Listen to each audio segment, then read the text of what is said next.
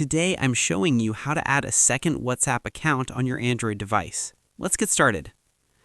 Open WhatsApp. Open the WhatsApp app on your Android phone. Access menu. Tap the three dots in the top right corner. Go to Settings. Tap Settings from the menu. Select Linked Devices or look for Account options.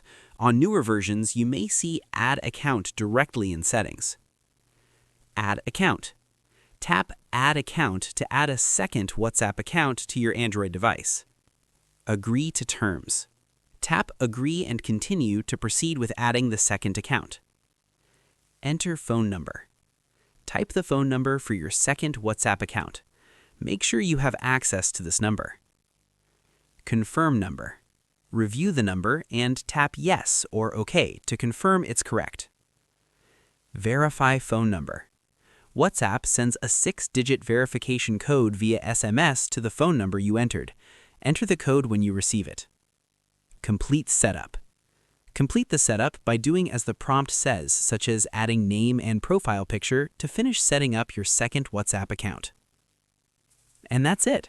You've successfully added a second WhatsApp account and can now easily switch between your two accounts on your Android device.